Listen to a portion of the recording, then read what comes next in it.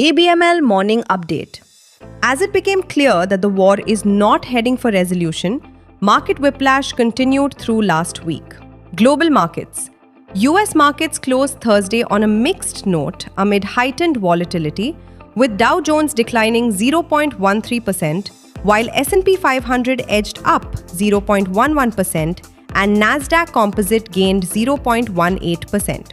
The session saw sharp intraday swings, with Dow plunging over 600 points, 1.4% at its lows, as S&P 500 and Nasdaq also dropped as much as 1.5% and 2.2% respectively, before partial recovery into the close. Market sentiment remained fragile as escalating geopolitical tensions drove a sharp spike in energy prices, with WTI crude surging 11.41% and Brent rising 7.78%, following hawkish remarks from the US president indicating the conflict could persist for 2 to 3 weeks.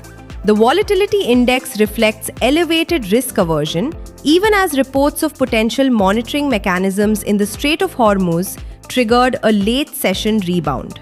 Macro signals were mixed, with jobless claims declining to 202,000, indicating labor market resilience, while the trade deficit widened to $57.3 billion, though remaining below expectations.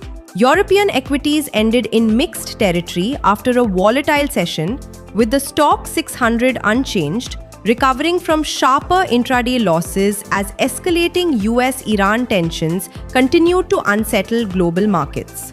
Domestic market. Indian equity indices ended on a positive note on April 2nd.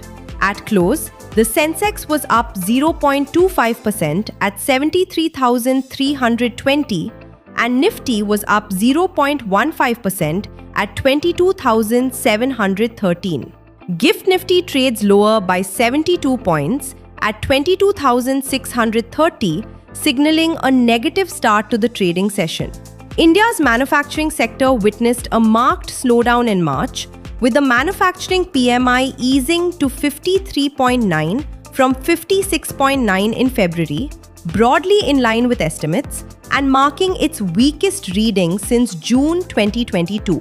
While the index remained above the 50 threshold for the 53rd consecutive month, the decline signals a moderation in growth momentum amid rising macro headwinds, driven by softer expansion in new orders and output, both registering their weakest growth since mid-2022. Escalating geopolitical tensions and supply chain disruptions pushed input cost inflation to over 3.5-year high, with sharp increases across energy, metals, and industrial inputs. However, firms were unable to fully pass on these costs, leading to margin compression as output price inflation remained muted at a 2-year low. Despite these pressures, resilience was visible in external demand and employment, with export orders strengthening to their fastest pace since September 2025 and hiring rising at 7-month high, indicating underlying stability in sector. Focus for the day: India PMI, US PMI. Key corporate development/policy actions. HDFC Bank reported gross advances increased 12% year-on-year to 29.6 lakh crore rupees, while period-end deposits rose 14.4% to 31.1 lakh crore rupees as of March 31st. Tata Motors reported that Jaguar Land Rover March total sales stood at 95,300 units, down 14.5% year-on-year, while retail sales stood at 92,700 units, down 14.3% year-on-year. The company said operations recovered quarter-on-quarter as production levels normalized.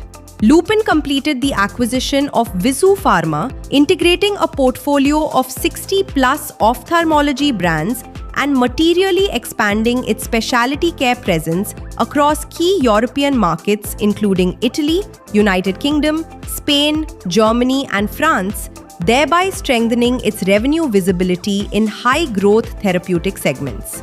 Bajaj Finance reported that assets under management increased 22% year-on-year to 5.1 lakh crore rupees. Customer franchise increased by 39.3 lakh. New loans booked rose 20.5% year-on-year. Customer franchise rose 17% year-on-year to 11.9 crore, while deposits declined 4% to 68,550 crore rupees. Dabur India expects mid-single-digit revenue growth, with India FMCG demand likely to grow in high single digits. Home and personal care segments are expected to grow in mid-teens, while international business was impacted by Middle East tensions. Operating profit is expected to grow faster than revenue. Fund flow. FII sold shares worth 99.31 billion rupees, while DII bought for 72.08 billion rupees. Investment in securities markets are subjected to market risks. Read all the related documents carefully before investing.